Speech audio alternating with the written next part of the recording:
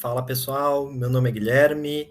Bem-vindos a mais um vídeo aqui do canal Delongas, continuando a série Enciclopédia Foucault, dessa vez com o tema panóptico. Bora lá? Catedrático! Bora discutir Foucault! Catedrático! Gente, o panóptico, né? Essa estrutura arquitetônica, esse projeto, né, de vigilância que nosso querido Michel Foucault transformou em um conceito para se pensar a sociedade contemporânea. Vamos falar dele hoje, do panóptico. E vamos começar, evidentemente, e como sempre, do começo. O que é o panóptico e qual a sua história? De onde surgiu esse termo, esse projeto? Vejamos. O panóptico ele é uma estrutura arquitetônica, como eu disse, projetada por Jeremy Bentham no final do século XVIII, né? Esse projeto ele pode ser visto no livro que ele publicou em 1791, que se chama Panóptico e tem uma edição brasileira, essa daqui, se vocês quiserem conferir depois, né, em português. E, curiosamente, o Bentham, ele não era um arquiteto, ele era jurista e um filósofo, né? E a corrente filosófica a qual ele era associado se chamava utilitarismo, pautada numa ideia segundo a qual a filosofia deveria se dedicar a responder às demandas da sociedade, que fossem úteis para a coletividade e, assim, maximizassem o bem-estar da população. Bentham se contrapunha no ramo da filosofia do direito ao chamado justnaturalismo, que propunha a ideia de que haveria direitos universais, inalienáveis, né, na humanidade, direitos naturais, como a vida, a propriedade, a liberdade, etc. Para Bentham, não há tais direitos, porque na prática cada sociedade arranja as suas normas conforme suas necessidades. E as leis elas deveriam ser feitas não em vista de uma abstração, mas de um pragmatismo oriundo das relações sociais. Pois bem, e então, dentro dessa teoria racionalista, utilitarista do Bentham, o seu projeto do panóptico surge como uma forma de se obter ali, em uma sociedade que se orienta cada vez mais para uma organização disciplinar, para o exercício do poder disciplinar. Vejam um vídeo a respeito do poder disciplinar que eu fiz na semana passada. Então, o panóptico, nesse tipo de sociedade, atenderia às demandas dessa sociedade, de satisfazer com um máximo de eficiência e um mínimo de dispêndio, né, as demandas de segregação e de controle que se fazem em algumas instituições de uma sociedade disciplinar. Notadamente, aqui estamos falando da instituição prisional, certo? Nessa arquitetura de prisão panóptica, os presos eles ficariam dispostos em uma estrutura circular e no centro dela haveria uma torre de vigilância. Nessa torre, o vigia seria capaz de observar todas as celas, ao passo em que ninguém seria capaz de ver o vigia, porque ele ficaria lá no alto, meio que escondidinho. Isso é importante, porque o vigia ele vê todo mundo, mas não é visto. De modo que, mesmo nos casos em que não houvesse ninguém ali vigiando, vamos supor uma troca de turno, um horário de almoço, alguma coisa assim, haveria entre as pessoas encarceradas ali nas celas, haveria ao menos uma sensação constante de vigilância, porque o vigia ele poderia estar ali, certo? Além disso, cada prisioneiro, né, vez que a estrutura é circular, cada prisioneiro seria capaz de ver as celas dos demais, fazendo com que houvesse uma espécie de vigilância compartilhada, na qual todo mundo vigia todo mundo. Sabe, né? Todo mundo sabe o que o outro está fazendo e pode, inclusive, delatar possíveis desvios às autoridades carcerárias, certo? O panóptico, então, ele se configura como uma máquina de ver, nos termos do Michel Foucault, conforme ele anuncia no livro Vigiar e Punir. E ele recebe, então, justamente esse nome de panóptico, ou seja, o pan óptico, ou seja, uma pluralidade óptica, né?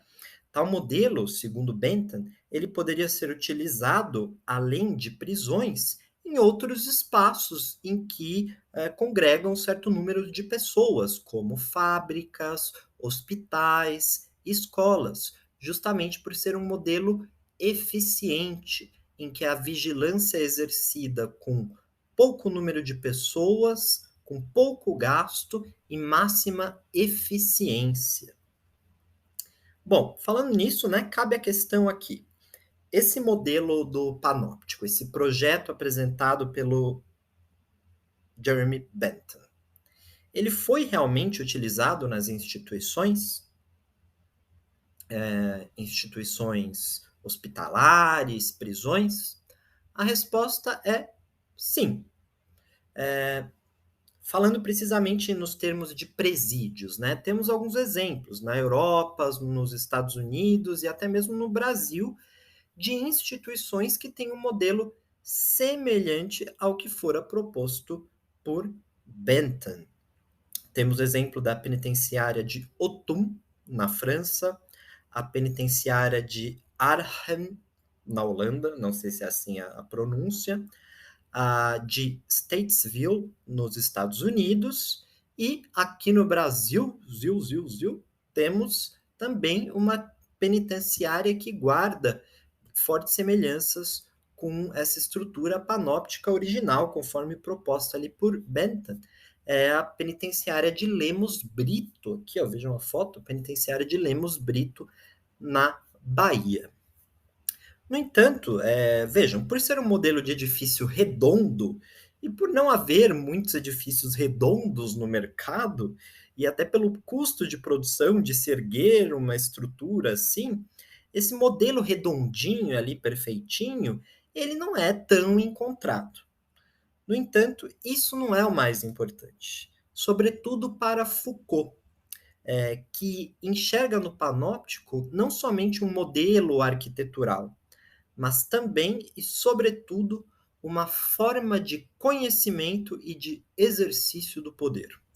Um conceito a partir do qual podemos identificar diversos mecanismos de controle e disciplina nas sociedades contemporâneas. Foucault, inclusive, dará um nome, ele chamará de panoptismo, né? A forma como as sociedades disciplinares se organizam. A esse respeito, eu vou citar aqui uma passagem do livro Vigiar e Punir, onde Foucault dirá o seguinte: o panóptico funciona como uma espécie de laboratório de poder. Graças a seus mecanismos de observação, ganha em eficiência e em capacidade de penetração no comportamento dos homens. Um aumento de saber vem se implantar em todas as frentes do poder, descobrindo objetos que devem ser conhecidos em todas as superfícies onde este se exerça. O panóptico, né, dessa forma, ele tem essa particularidade. Panóptico agora como um conceito. Panóptico, ele torna conhecido, ele identifica um mecanismo de identificação de problemas e subversões, desvios de conduta. Ele aumenta a capacidade que as instituições, como escolas, presídios, orfanatos, hospitais, têm de diagnosticar e prover uma solução para aquilo que foge da norma. É, novamente, uma forma de conhecer, controlar e manipular. O panóptico, ele não é, vejam vocês, uma máquina despótica, né? Uma forma despótica de exercício do poder. Pois o que se espera de uma estrutura tão arrojada de disciplina não é um exercício necessariamente violento do poder, mas sim de um controle perene, difuso e eficiente. Um controle que se exerce no trabalho, a partir das técnicas de vigilância que vão desde bater o ponto até as modernas formas de monitorar a produtividade no home office, como um programinha chamado Sneak, que tira fotos a cada 5 minutos dos funcionários que estão ali trabalhando de casa para ver se eles não estão dando uma migué, né? Isso é um modelo panóptico de controle. O panóptico está nas ruas, nas avenidas, né? Com câmeras e radares de segurança. O panóptico está nas redes sociais, na qual compartilhamos nossos dados, nossa vida, né? Para que todos vigiem e que, inclusive, o dono da rede social vigie também, né? Por fim, como exemplo, eu gostaria de dar um exemplo, lembrar um caso aqui da cidade de São Paulo, onde eu vivo, do metrô.